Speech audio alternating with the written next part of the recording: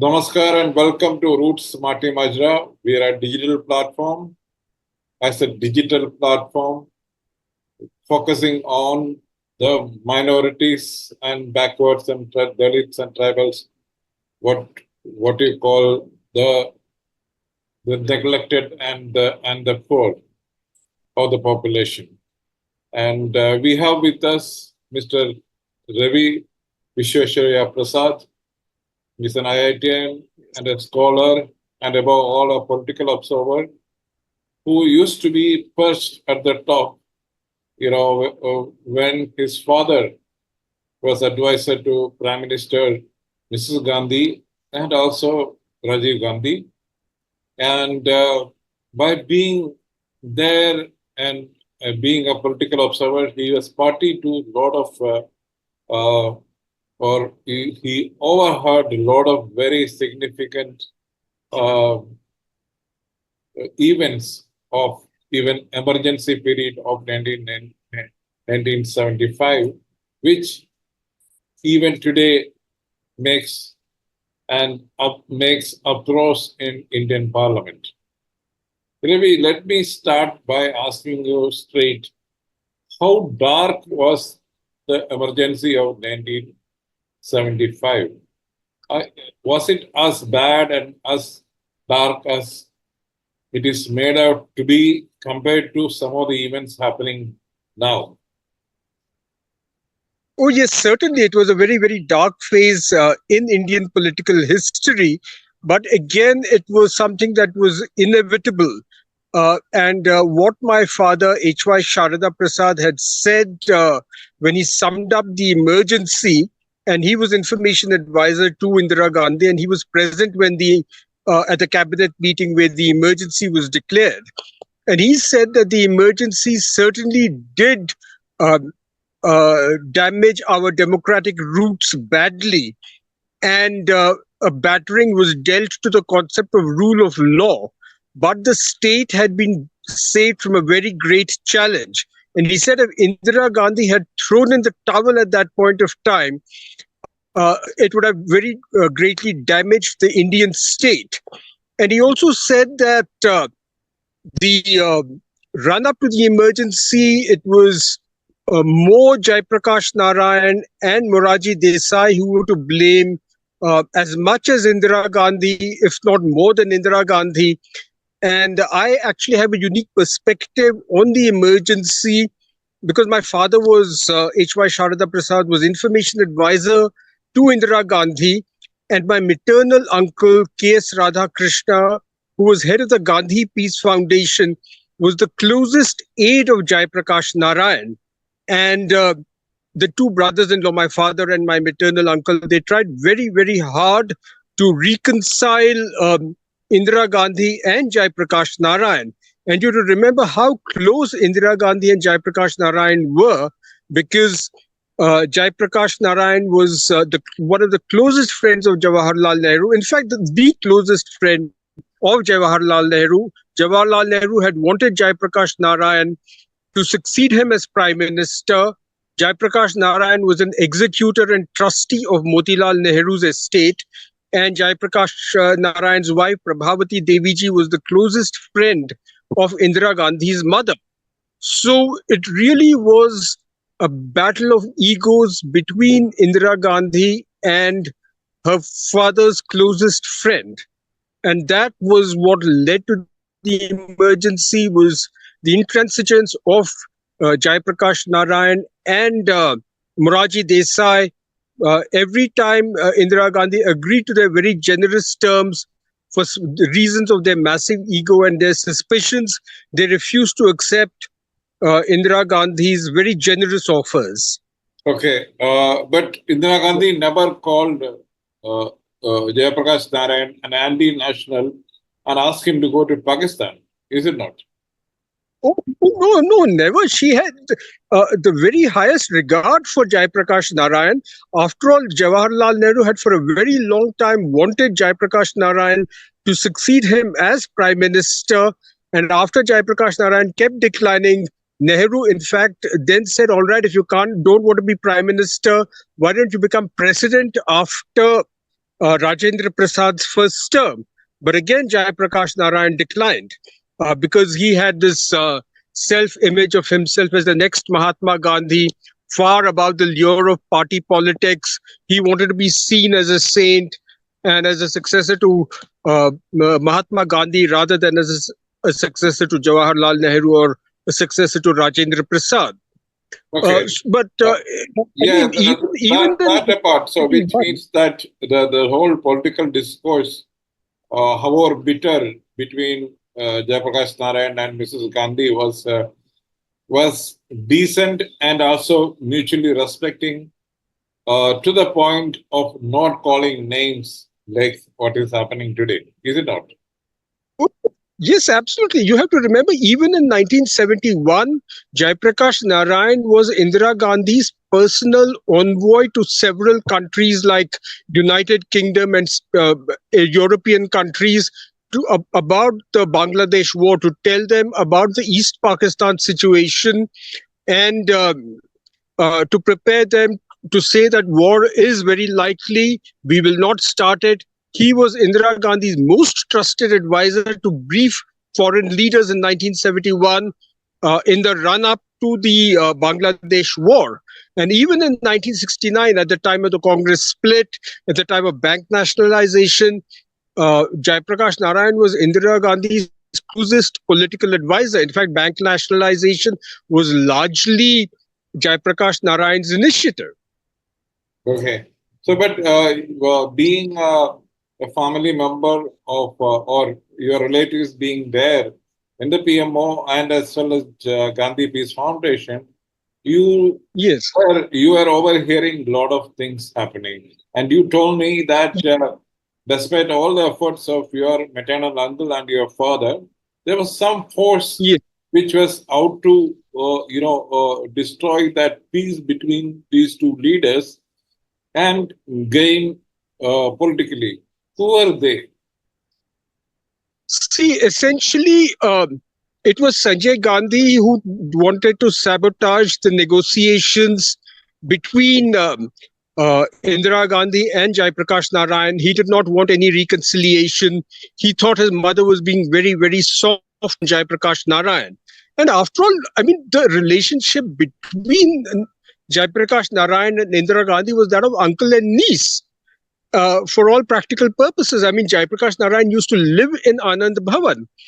And he was, as I said, an executor of Motilal Nehru's estate. He had all the records, he had the financial records and the confidential documents of the Nehru family. He was that trusted by the Nehrus. And it was Sanjay Gandhi who disliked Jayaprakash Narayan, and he tried to sabotage the deal. The other things were the both of Indira Gandhi and Jayaprakash Narayan had very, very massive egos. And every time uh, an agreement was reached, Jayaprakash Narayan smelt a rat. He did not give in. He changed the goalposts. In fact, my father had offered to Jayaprakash Narayan, we agree to all your terms except the dissolution of the Bihar Assembly. They said, look, elections are due in before March 1976. Instead of calling for an agitation, why don't you have your sort out your differences at the elections, but don't prevent duly elected governments which have massive majorities from functioning. This whole gherao things and agitations. What happened in Gujarat when Chimanbhai Patel's government was pulled down, even though it had 140 out of, I think, 168 members in the legislature, where agitations forced the fall of the Chimanbhai government, and then JP and others smelt blood. And again, a lot of things. It was just a series of political miscalculations after another, because Jayaprakash Narayan had come under the influence of Subramanian Swamy.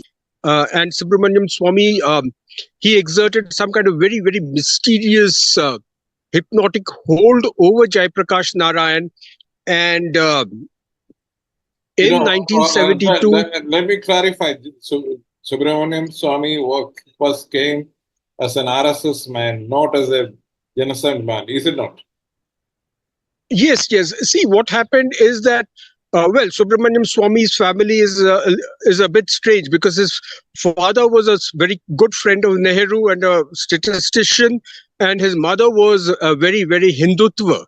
So, of the four children, two are Congress, pro-Congress and secular, and two are very Hindutva fundamentalists. Okay. Uh, but Subramanian Swami, he first came, Jaiprakash Narayan, who was on a visit to US, had he was on a visit to MIT and Harvard, and he stayed with Subramanian Swami, and that is when Subramanian Swami started exerting a mysterious hold over Jaiprakash Narayan.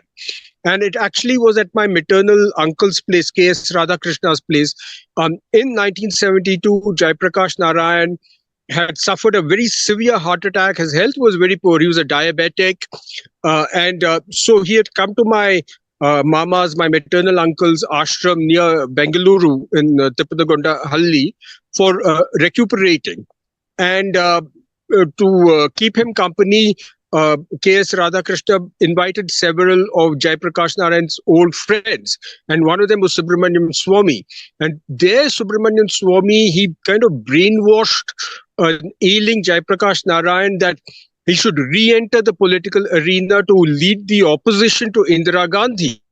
And just a few months earlier, like it was Jaiprakash Narayan was the person who was handling her relations with other world leaders in the run-up to the Bangladesh war. Till about August or September of 1971, Jaiprakash Narayan was meeting the British prime ministers, the Yeah, European presidents and prime exactly, ministers. sir. So, did To you give them see a kind of RSS hand in precipitating this whole political drama which overtook the history? And also, RSS was kind of pariah and Janasangh was a pariah in Indian politics because of the killing of Gandhi. And they needed some cover to come out of that situation and be counted.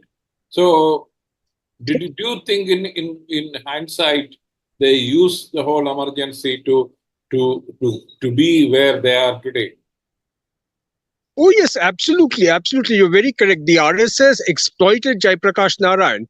And again, I'll just give you the background of that. As I said, it was Subramaniam Swami who kind of brainwashed uh, a very ill Jaiprakash Narayan in 1972 to re enter the political arena, to lead the opposition to Indira Gandhi.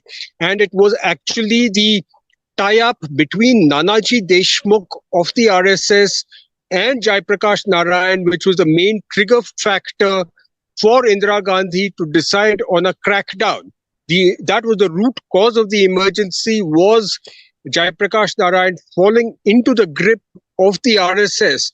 And again, the background was that uh, Jaiprakash Narayan in the 1950s, when he left party politics to work on Sarvodaya, and so he was in Wardha. At the same time, uh, Nanaji Deshmukh took a leave of absence from the RSS for about a year to be seconded to the Wardha ashram, and it was there that Jaiprakash Narayan and Nanaji Deshmukh worked together, and it was my maternal uncle who was the coordinator. So they all worked on drought control together.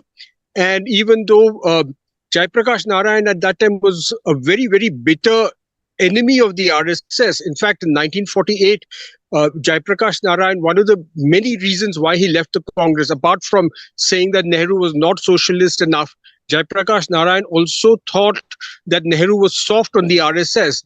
In fact, Jaiprakash Narayan was even more anti-RSS than Jawaharlal Nehru and Indira Gandhi were.